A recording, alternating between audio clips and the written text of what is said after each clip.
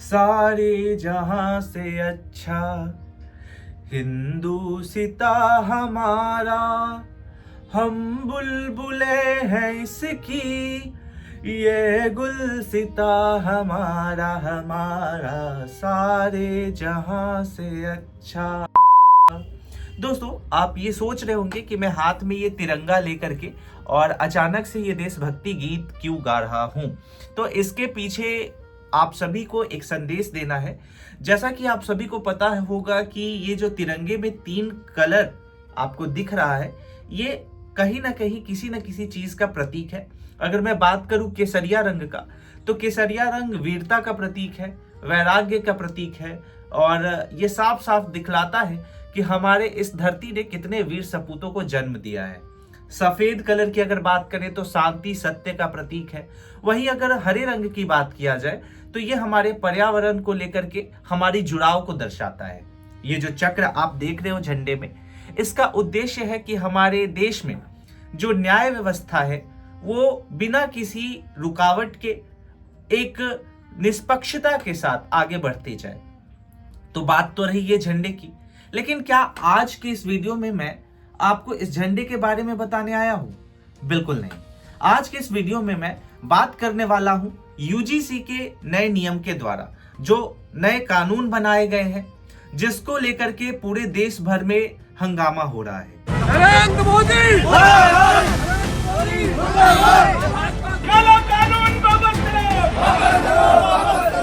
Social media हो, news channel हो, हर जगह यूजीसी न्यू रूल रेगुलेशंस जो है यही आपको दिखेंगे। यूजीसी यानी कि यूनिवर्सिटी ग्रांट कमीशन, एक ऐसा कमीशन जो यूनिवर्सिटी के ऊपर नजर रखता है। यूनिवर्सिटी में रूल रेगुलेशन को मेंटेन रखने में इसका बहुत बड़ा योगदान होता है। यूजीसी ने 13 जनवरी 2026 को एक नया नियम जारी किया है। इस नए नियम में साफ साफ कहा गया है कि अगर कोई बच्चा ओबीसी, एससी और एसटी कैटेगरी से आता है, उसके साथ अगर कोई भेदभाव करता है, उसके साथ अगर कोई रैगिंग करता है, उसको परेशान करता है, तो ये कैटेगरी के बच्चे जो हैं इस नए नियम के अंतर्गत शिकायत दर्ज करा सकते हैं और इनके विरुद्ध जो है वो कार्रवाई होगा। मामला यहाँ पे ये है कि यहाँ जो विद्यार्थी हैं वो 2 गुटों में विभाजित हो गए हैं। एक तरफ जहां स्वर्ण कहे जाने वाले गुट हैं, वहीं दूसरे तरफ ओबीसी, एससी और एसटी के कैटेगरी के बच्चे हैं।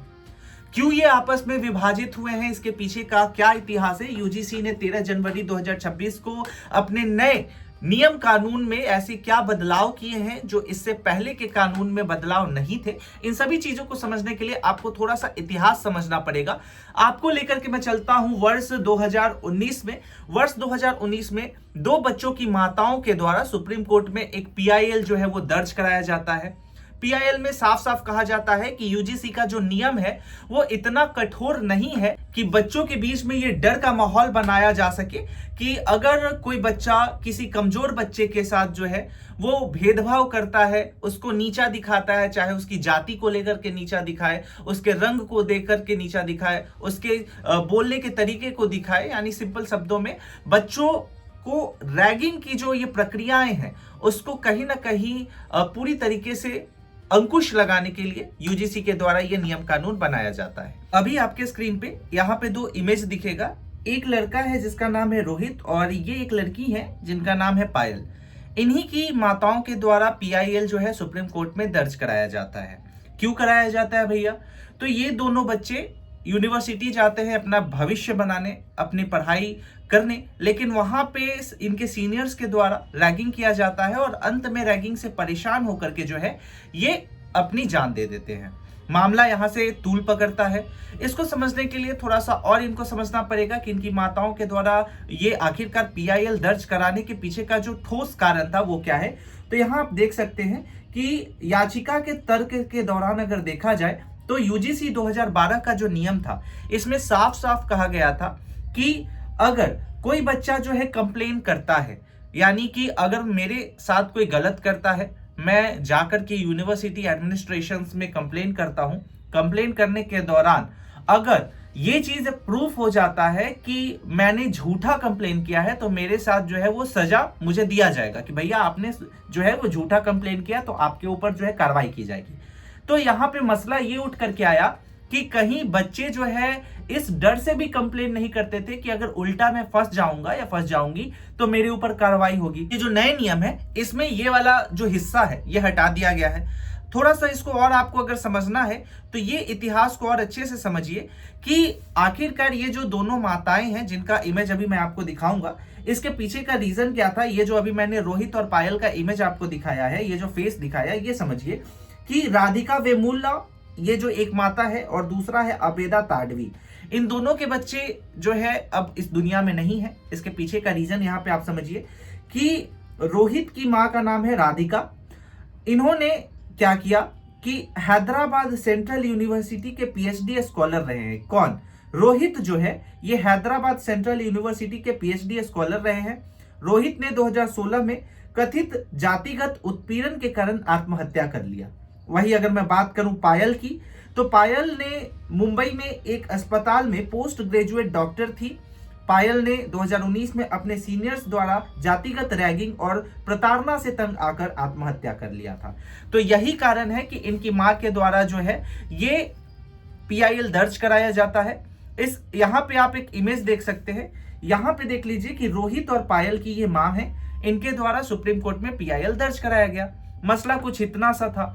अब इसके कारण 2025-26 में यूजीसी के द्वारा एक नया नियम आता है। नियम में साफ साफ कहा जाता है कि अगर कोई बच्चा कोई कमजोर वर्ग के बच्चे को या कोई ऐसे बच्चे को मानसिक उत्पीड़न करता है, चाहे उसके साथ रैगिंग करता है, तो उसके खिलाफ जो है ठोस कार्रवाई किया जाएगा और यूनिवर्सिटी में एक ऐसा डिपार्टमेंट बनाया जाएगा जो कि इन सभी चीजों पे जो है वो नजर रखेंगे।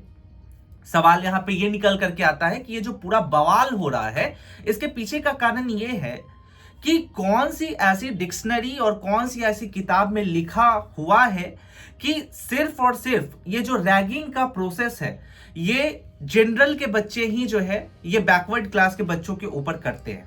मुद्दा ये निकल करके आ रहा है। हो सकता है कि बहुत सारे ऐसे यूनिवर्सिटी हैं जहां पर कुछ ऐसे स्वर्ण बच्चे भी हैं। देखो सबसे पहली बात ना कि यहाँ ये जो बच्चों का कैटेगरी डिवाइड कर दिया गया कि भैया आप स्वर्ण से आते हैं, आप भूमिहार है, राजपूत है, आप यहां से जो है ये बैकवर्ड क्लास से आते हैं, आप एससी एसटी से आ रहे हैं। तो ये चीजें सबसे पहले होनी नहीं चाहिए, क्योंकि हम बचपन से जिस स्कूल में जाते हैं वहां पे हमें यूनिफॉर्म में बुलाया जाता है। यूनिफॉर्म में बुलाने के पीछे का जो सबसे मेन उद्देश्य होता है, उद्देश्य ये होता है कि बच्चों के बीच में जो आर्थिक विषमताएं हैं उसको हटाया जा सके। अगर कोई बच्चा अमीर वर्ग से आता है, वो अगर सिविल यूनिफॉर्म में आ रहा है तो वो एडिडास का कपड़ा पहन के आएगा, वो प्यूमा का कपड़ा पहन के आएगा, और अगर कोई गरीब बच्चा है तो वो एक नॉर्मल सिलाया हुआ कपड़ा पहन के आएगा। तो ये जो भेदभाव है इसको हटाने के लिए यूनिफॉर्म सिस्टम ला दिया गया। चाहे भैया आप करोड़पति हो, चाहे भैया आप रोडपति हो, दोनों के लिए सेम यूनिफॉर्म जो है, सेम क्वालिटी मैंडेटरी है। तो ये चीजें जब स्कूल से हमें सिखाई जाती हैं तो आखिरकार यूनिवर्सिटी में आते आते ये हम भेदभाव क्यों करने लग जाते हैं कि भैया आप स्वर्ण से आते हैं या फिर भैया तुम एससी एसटी से आ रहे हो तो तुम हमारे बीच में नहीं आओगे, तुम हमसे दूर बैठो। मुद्दा यहां पे ये निकल करके आता है। तो ये जो नियम है इसमें साफ साफ जो स्वर्ण के बच्चे हैं, मैं ये शब्द बोलना ही नहीं चाहूंगा, जो कुछ बच्चे हैं, मैं यहां पे सिंपल सी बातें ये कहना चाहूंगा कि भैया रैगिंग गलत चीज होती है। सिंपल सा मैटर, रैगिंग गलत है, होना भी नहीं चाहिए। लेकिन रैगिंग के कौन से नियम कानून में ये लिखा गया है कि एससी एसटी के बच्चे जो है वो रैगिंग नहीं कर सकते हैं स्वर्ण के बच्चों के साथ? मुद्दा ये भी तो निकल करके आता है। सो यही मामला जो है ये तूल पकड़ रहा है। अब मुद्दा यहां यह है कि आपका क्या विचार है। सोशल मीडिया में hashtag UGC new rule regulation करके काफी ज्यादा ट्रेंडिंग हो रहा है। मुद्दा यहां यह आता है कि एटलीस्ट यूजीसी को कुछ ऐसे रूल्स एंड रेगुलेशन बनाने चाहिए, नो डाउट, जिनके साथ ये चीजें होती हैं, जिनके साथ रैगिंग होता है, उनकी जो मनोदशा होती है वो बताने लायक नहीं होती, वो किन चीजों को झेलते हैं वो चीज बताने लायक नहीं होती। लेकिन यार ये चीज आपको समझना पड़ेगा ना कि आखिरकार जिस बच्चे के साथ रैगिंग हो रहा है वो बच्चा स्पेसिफिकली ये नहीं कहा जा सकता है कि चाहे वो एससी एसटी का ही हो, चाहे वो ओबीसी का हो, वो बच्चा जनरल का भी हो सकता है। मामला सिर्फ इतना निकल करके आ रहा है। आपका इसके प्रति क्या विचार है, इस चीज को जरूर बताइए। और एक चीज और यहां पे आप समझने का प्रयास कीजिए साफ साफ कि इस पूरी चीज को लेकर के यहां पे जो नया नियम बनाया गया है, इस नए नियम में यह कहा गया है कि अगर जो SC ST और OBC के हमारे बच्चे हैं उनके साथ अगर कोई गलत होता है तो वो कंप्लेन कर सकते हैं, लेकिन जिसके अगेंस्ट कंप्लेन होता है उसको कोई भी राइट नहीं है अपने आप को प्रोटेक्ट करने का इस नियम और कानून में। देखोगे कि फंडामेंटल राइट्स कहां गया भैया। अगर हो सकता है, मैं ये नहीं कह रहा कि सारे गलत होते हैं, बिल्कुल अगर आपके खिलाफ कोई गलत करता है आप आवाज उठाओ, लेकिन आप इस चीज को निष्पक्षता से जांच करोगे ना। आप यहां पे जो है तटस्थ रह करके, न्यूट्रल होकर के आप एक डिसीजन लोगे, किसी एक फेवर में आप डिसीजन नहीं लोगे, क्योंकि हो सकता है कि ये SC ST की और OBC का मैटर नहीं है, ये मैटर है उस विश्वविद्यालय का, ये मैटर है उस छात्र का, ये मैटर है हमारे देश के भविष्य का। क्योंकि अगर हम यही चीज कह रहे हैं कि भैया एक कैटेगरी डाल दो जो आप पिछड़े वर्ग का और दूसरा आप डाल दो उच्च वर्ग का, तो जब आप ही पिछड़े और उच्च वर्ग में जो है वो भेद कर रहे हो, तो फिर किस हिसाब से पंथ निरपेक्षता, किस हिसाब से संप्रभुता और समाजवादिकता, ये सारी चीजें क्यों रह गई हैं? सिर्फ नाम मात्र से संविधान में लिखित है।